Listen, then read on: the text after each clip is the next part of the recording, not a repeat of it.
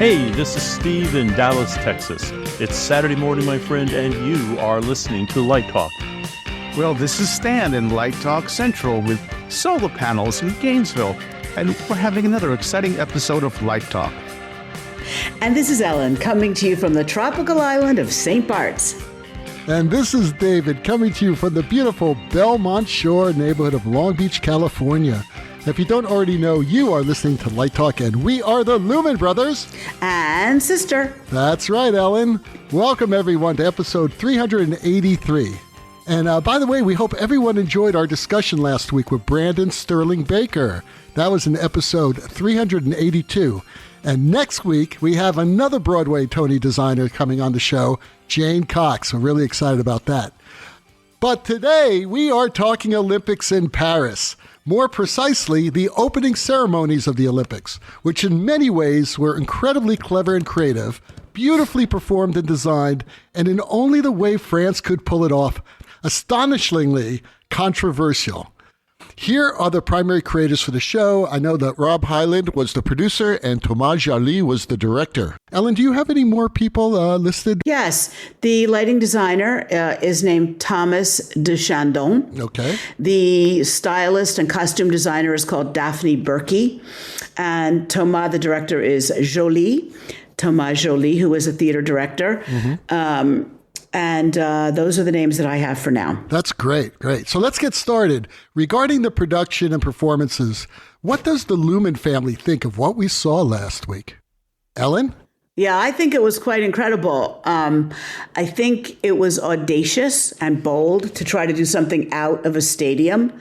Apparently, there were 45,000 extra police brought into Paris. To the chagrin of many tourists and many residents, there were huge barriers put up, cyclone fences, QR codes. You couldn't get into certain areas. The restaurants were upset because there were no people because you couldn't get past the barriers. People who lived in the red zone, they wouldn't let them use their QR code to get in or out because the police didn't have anything to read the QR codes with. So there was a huge security thing. And I think they pulled it off. It seemed to go pretty smoothly. It was amazing. It was 6 kilometers on the Seine River. And I think they had seating for, up to 300,000 people.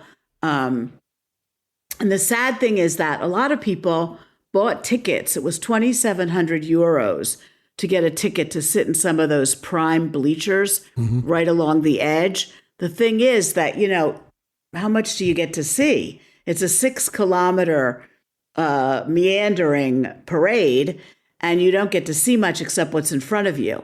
And some people complained because there were fabulous water screens with these water shows going on between them and the boats with the athletes. Most of the actual artistic performances that Thomas Joly did were not on the river. Except for the fabulous mechanical horse with the goddess of the Seine riding through the night on a trimaran boat holding her up. But I think overall it was quite extraordinary. Now, of course, there's been a lot of controversy about a couple of different things, including the fact that Lady Gaga and a few of the other performances, quote unquote, live, were actually pre-recorded. Partly because they were expecting rain. There was a 90% possibility of rain, and they got it. And I think the thought of Lady Gaga in high heels slipping on those stairs, or some of the other performers. So some of them were pre-recorded, which means the people there did not see them. But they were huge screens, and the Lady Gaga piece was shown. I guess that both or all 2 or 3 of the pre-recorded pieces were shown on live, sort of screens along the bank so that certain people in certain places could actually see it on TV like we did. But it was, Lady Gaga was not live, and that other African singer, Aya, whatever her name is, was not live. The one that sang with the French Republican Guards, and they were dancing along with her. And of course, the Bacchanalian Feast, based on God knows what,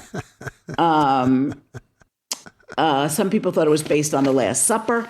Other people say that Leonardo da Vinci did other paintings that were Bacchanalian feast related and had nothing to do with The Last Supper. And it really caused quite a bit of controversy. But, so did the Marie Antoinette skit, which is really, I thought, brilliant. It's got France's best heavy metal band performing in the windows of a French iconic building, the Conciergerie, which, interestingly enough, is the building where Marie Antoinette was used as a prison during the French Revolution. And Marie Antoinette, who was, of course, the wife of the French king at the time, Louis XVI, she was held there as a prisoner before she was beheaded. So it's perfectly good French history that she was hanging out the window holding her head in her hands, because that's how she ended up there. Americans who don't know anything about, or a lot of Americans who don't know a lot about French history, may have been offended by that as well, but it was historically correct. And the fact that they matched her up with a heavy metal rock band with fireworks going off all up and down the facade of this building, I thought was quite bold. Let's just remember that Americans are the people who renamed the delicious dish called French fries to freedom fries. Okay, let's just remember who we are. Well, let's also remember that in international events like these, some Americans, they don't hold back to show their ignorance when it comes to cultural international education. They have no idea. They said, wait a second, I didn't see this in the Bible. There were no men hanging out like that at the Last Supper. It's like, really, it's embarrassing to hear this criticism. Right. Well, one of the people that I know, that some article that I read said that, here you are and you're Christian in America, and your idea of Christ is a blonde, blue-eyed white man who spoke English, when in fact he was probably very dark-skinned. Very dark, yes. Did not speak English, and was Jewish. So, already the scales are, It's the lack of our education, but that's a whole other discussion. Well, but if you asked your normal American walking down the street, who is the current French president, they'd have no idea. No. If you asked them who is the current Secretary of State, they couldn't tell you. Right, but how many French people have asked me in the past 2 weeks, oh my God, what do you think of Kamala Harris? I mean, they know what's going on in the world because it affects them as much as it affects us. So there is much more, I think, international and cultural curiosity on the part of the French. It's in their genes. One thing we did mention, Ellen mentioned it briefly, but something that we should talk about when it comes to the Olympics, and certainly this incredible event that they pulled off, is that it rained like hell for the entire thing. Right. It was unbelievable. And when you consider everything involved in producing this, all the lights, all the lasers. We're going to be talking about the laser show on the Eiffel Tower. Celine Dion. Okay, I don't have much to say except I was blown away. I am 99% sure that she actually sang that, because you could never lip sync something that well. She did. And there was a track playing. There was a track playing, but boy, did she sing it. And for people who haven't seen this performance, I've seen it 6 or 7 times so far, because it's just so mind-blowing. Such a beautiful, beautiful moment. She sang it from this little stage in the middle of the Eiffel Tower, which was so awesome.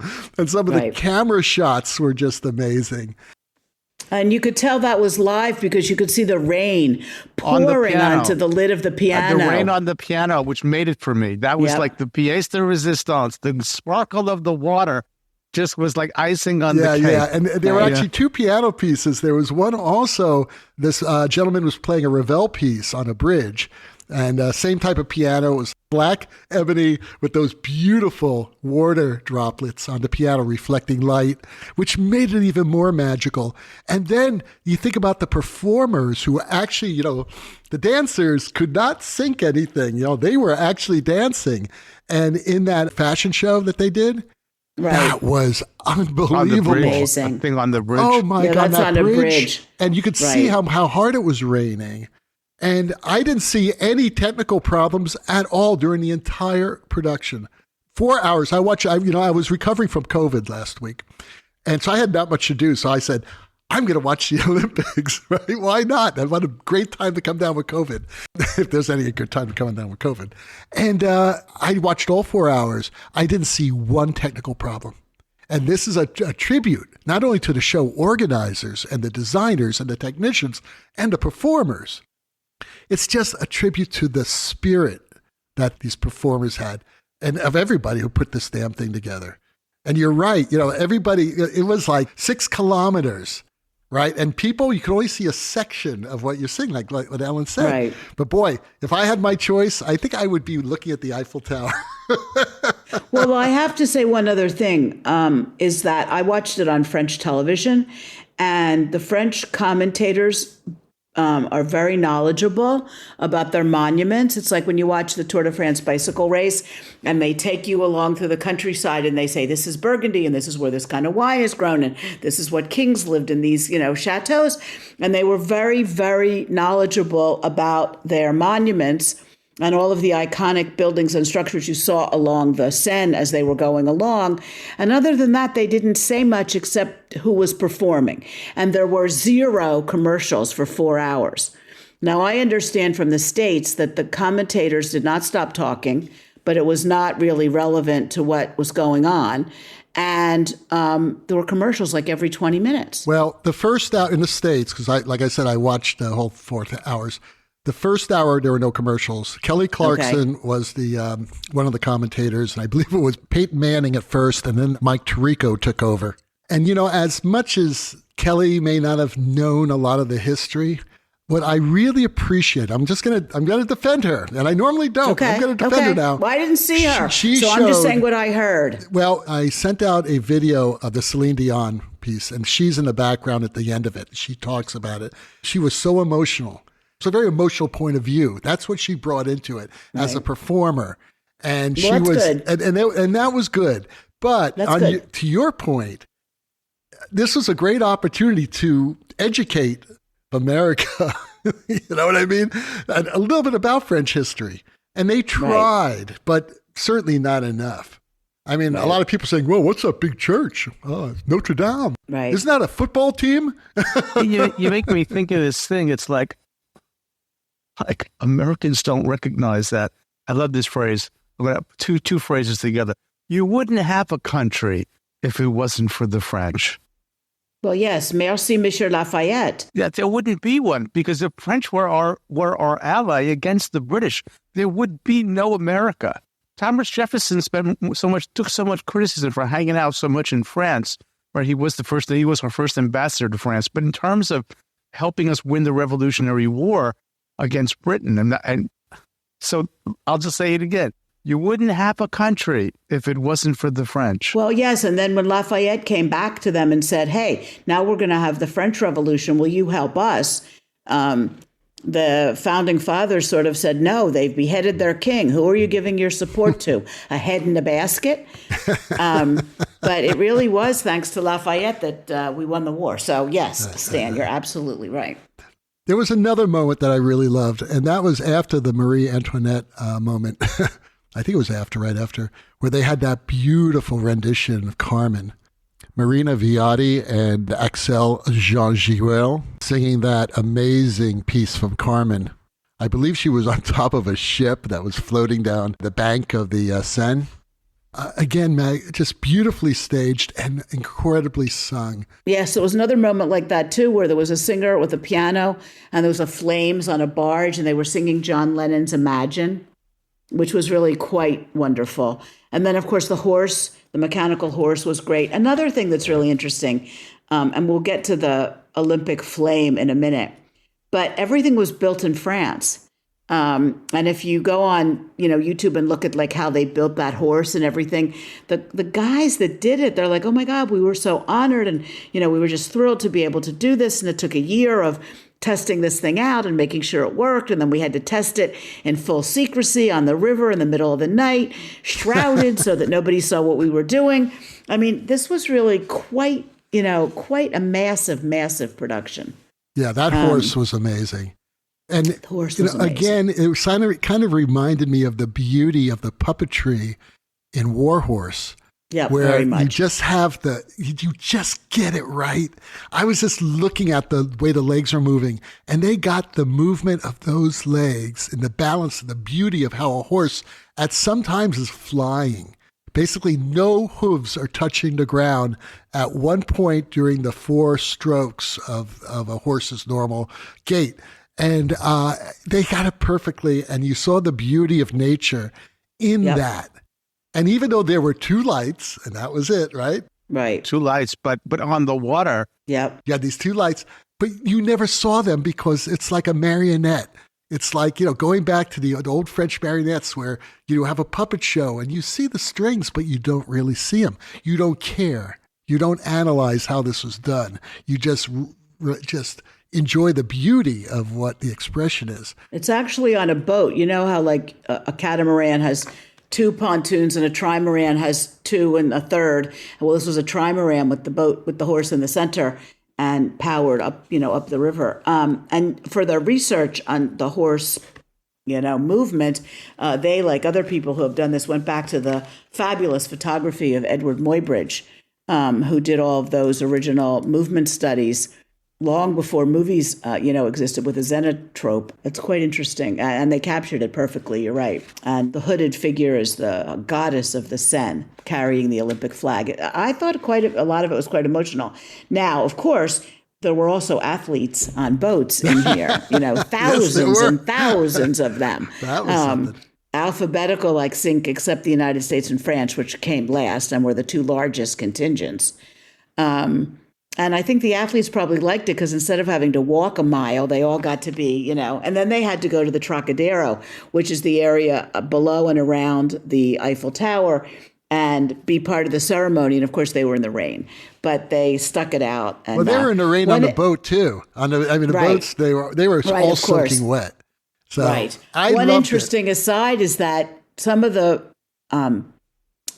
visitors who paid the $2,700 for the tickets were told they could not use umbrellas because they were blocking the view of either cameras or the people behind them. So there are some odd shots, like in the, backstage of like hundreds of people going under the arches of the bridges nearby where the porta potties were stationed so that they could get out of the rain for a few minutes and try and dry off a little bit. So, Steve, do you have any comments? First of all, what did they say? Marie Antoinette off with her head? Yes. Peyton Manning, Kelly Clarkson, off with her head. You're being tough on these 2 celebrities. Okay, if I were philosopher king, this is what I would do. And I've forgotten her name. The young lady who introduced and interviewed Simone Biles' family and got Simone Biles and a FaceTime there. She should have been in the booth. And I'm going to go out on a limb. Snoop should have been in the booth. And if you wanted Kelly Clarkson and Peyton Manning, let them wander around the crowd doing weird stuff.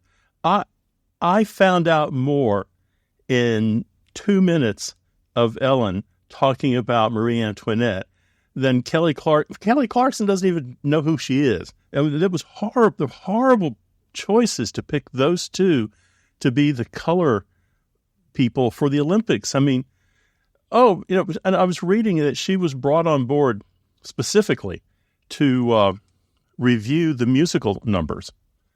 And there was nothing from her. There was nothing, there was just nothing. I could have said, there was emotion from her, that's what connected. But they connect with you, but I bet it connected with most of America. Well, yeah, or they should have given her a script and said, okay, this is what this is about. It was like a Wayfair commercial. The thing about the fashion show, I just want to point out that I did minimal research. Didn't spend more than 30 seconds on this. The Da Vinci Last Supper, you can go to Etsy right now, and you can get 100 different Last Suppers with dogs and cats and bugs and cans of beer. You can get one for McDonald's. You can get one, Jesus in the disco. You can get one of Nick Saban. who is the head coach for Alabama, who is surrounded by the SEC coaches.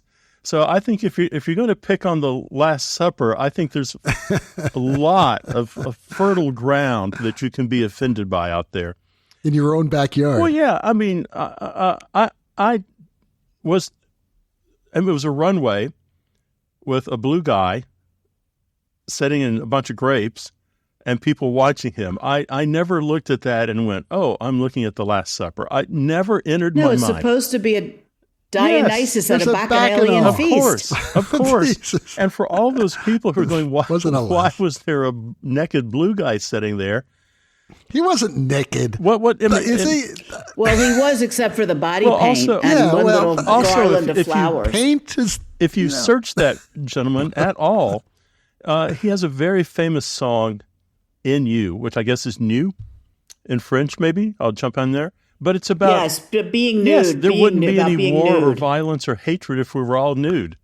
So it was right. It's a peace song. It's a very nice song. So I was just blown away and stunned by that. The thing I think it's easy to Saturday morning quarterback this thing and blame the French design team for everything that happened. But boy, I was looking at live design today. The young lady who was involved with the Rio Olympics. I mean, she was talking about the stadium in Rio. That I think the number was $486 million to build that stadium, that they then dismantled for another $326 million. The courage to roll the dice.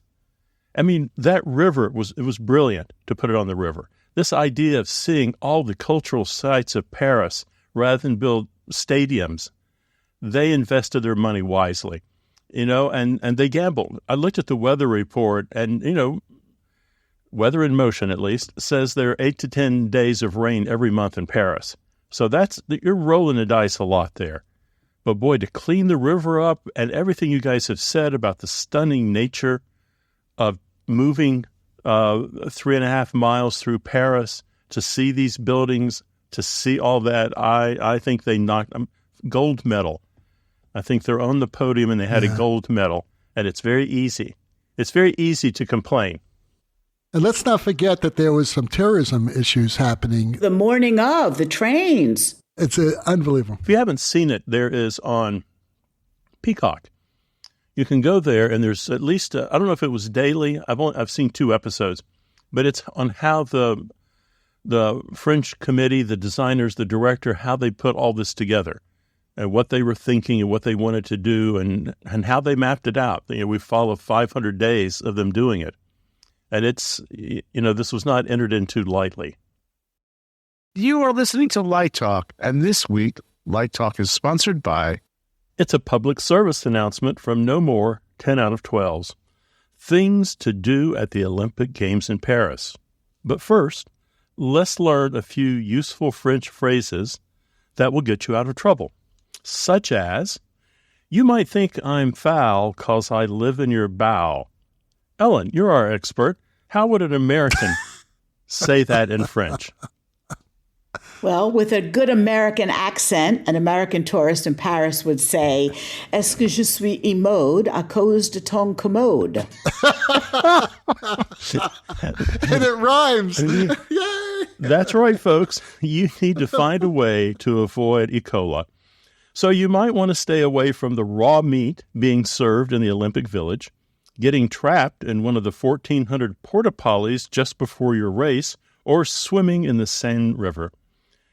Should you get trapped, just bang on the door until an attendant comes to your rescue. Be sure to yell, "Help, help." Ellen, how would you say help, help? Si je ne sors pas, juste dire, "Aide-moi, aide-moi, au secours, au secours." See how easy that is? Ed, we now speak French. We're building on our words. We're building on croissant and Chevrolet. Speaking of the Seine, you might also want to avoid the water cannon fountain mist in use at the opening and closing ceremonies. All right, phrase number 2. When the virus is over, I still want you to stay away from me. Ellen? Quand le Covid se termine, reste le plus loin de moi que possible. That's right. Our old friend COVID is at the Paris Olympics, and you have 2 million visitors to the city, 45,000 volunteers from around the world, and 15,000 athletes. What could possibly go wrong? All right, moving on to our final phrase number 3. Why are the dating apps in Paris so hard to use? Ellen? Pourquoi les applications des rencontres à Paris sont-elles si difficiles? Having trouble hooking up? What do you expect? You can't speak French or read French. But now you know French. Just go to a singles bar and shout, Ed, Ed. This has been a public service announcement from no more 10 out of 12s. And now, back to our regular programming. Before we go on, one thing we must do at this point is give a shout out to the show creators for that magnificent laser light show at the Eiffel Tower. I thought, again, it was very well done. It shows that, even after all these decades of doing flyaways and, fan outs and things like that, it could still be extremely effective, especially in the rain when you're having lasers hitting those raindrops falling. It was quite spectacular. And it was perfectly synced with the music. If you have great music and you've got great lighting, well, I don't know how you can go wrong. One thing I think we definitely have to discuss is the Olympic flame. Yes. Before we get to that, though, can we talk about the lead-in and how they pass the torches across? Till we get to the fray? Well, originally, it took a couple months. They started, I don't know where they started, in the south of France someplace. And he fell off the roof several times, too. Well, that was all staged. They covered 17,000 kilometers, 450 towns, 65 regions, and 5 overseas territories until they got to Paris. Then they had this incredible relay with a runner, actually more than one, wearing a big hood so you couldn't see who it was, running across the rooftops of Paris. And into subways, too. Don't forget the subways and the rats. There were rats involved in this, too. Right. It was really creepy. Very creepy. And then the guy finally gets to where they start giving it to real people. The flamed guy, the flame carrier, gives it to Zidane, the most popular, well-known French soccer player ever. And along the way, the other celebrities and sports figures that had it were Snoop Dogg. And everybody's like, what's he doing there? He was lighting his reefer with it. And then Zidane gives it to Rafael Nadal. And Nadal gets in a boat where there's other sports figures, including Serena Williams. Right. And then they go on to the Tuileries Gardens, I guess, by the Louvre, where it was tethered, and it looks like a big hot air balloon with a big cauldron at the bottom. And for those of us who live in the French West Indies, we were very proud that the final 2 torchbearers were Teddy Riner and Marie-Josée Pérec, both of whom were born in Guadeloupe. There you go. And they transferred it to the flame in the cauldron. This massive ring of fire that represents the cauldron. But interestingly enough, there's absolutely no fire involved.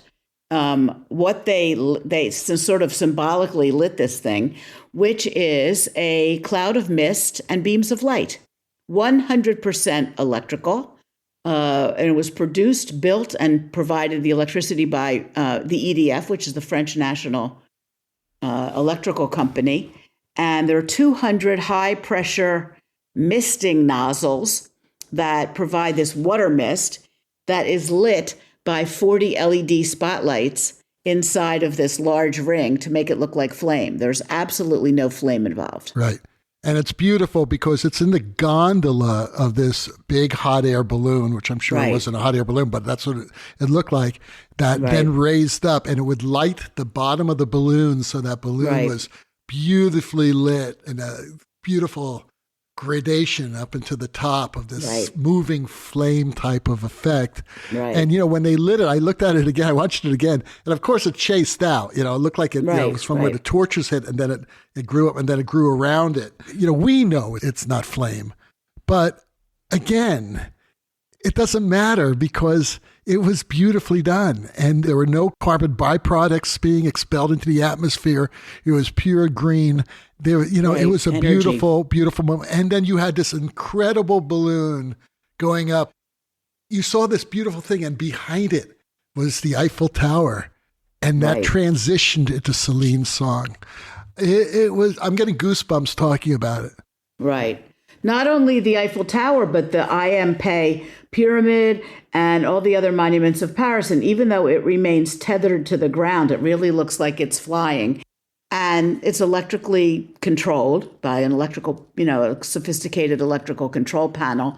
And it takes off at sunset, goes up 60 meters, and stays up until 2 a.m.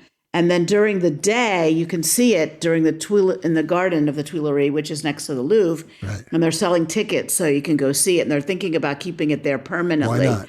And the actual flame, what the torchbearers ran for all those months, is actually next to it in the garden, where it'll sit throughout the Olympics. I want to go. Me too. It's quite exceptional. There's something also that I think was really kind of interesting about that.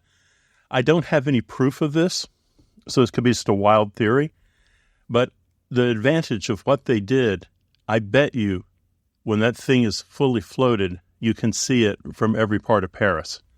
The entire Olympic Games this summer tried to be green, and they're trying to have as little, CO2 emissions as possible, and they're trying to be as green as possible. And it fits into this, sustainable energy effort of theirs, because there's no smoke. Could you imagine like a real flame that big every night? No, especially in a real balloon. You can't do that. But again, in defense of Kelly Clarkson, it was just what Steve was laughing. It's again a moment of incredible emotion that, she may not know the history, but she responded to the emotion. And at the end with Celine Dion, the song's over and they're going back to them and they're watching the balloon in the top. Mm-hmm. And he says, well, Kelly, what'd you think? And she said, I can't talk. I can't speak. Oh. I can't speak. People don't realize what this woman's been through. And for her to have a performance like that, that may have been the performance of her career. Right. And she's probably at 50% of her former abilities. Well, she hadn't performed in 4 years. Right, not in public anyway, yeah. She hit it out of the park. Yes, she did. And I'm going back to the idea, this design idea of this incredible balloon, totally creative, totally clever, and totally effective. And the whole thing of the torch, listen, when Muhammad Ali brought that torch up, about a decade or 2 decades ago when that happened, I was weeping. I'm not a big sports guy. I do enjoy sports, but there's something about the Olympics that really represents humanity and peace and competition and brotherhood and sisterhood. And things like that do it. That handing off of the torch, it went to the oldest surviving French Olympic champion, who was a man in a wheelchair. I don't know his name. I'm sorry. And he just looked at it and you could see him weeping. And he just handed it back to someone else who could run it. He handed it to Teddy Riner and Marie-Jo Perec, and it was quite an emotional moment. I agree with you. Well, I think what the French pulled off was something kind of akin to Gordon Craig. There was something of the epic, whether it is the young lady who is singing the opera aria on top of the building, or that opening shot of just the black void with the outline of the Eiffel Tower and a little teeny tiny Celine Dion about the size of an inch.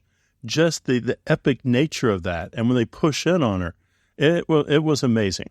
Speaking of French history, this balloon and the cauldron was imagined by a French designer named Mathieu Lehenner.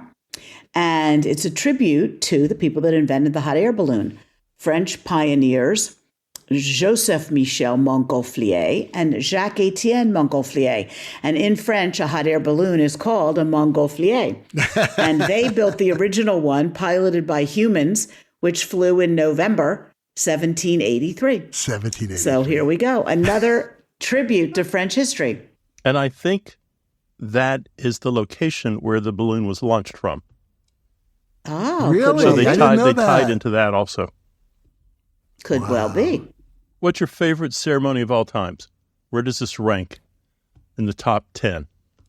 For me, it's one. And only because it was so clever. That's all. That's they're all great. I've loved them. I've loved most of them. Some of them very technological and all that. It was kind of cool, but this had the most heart to it, I think.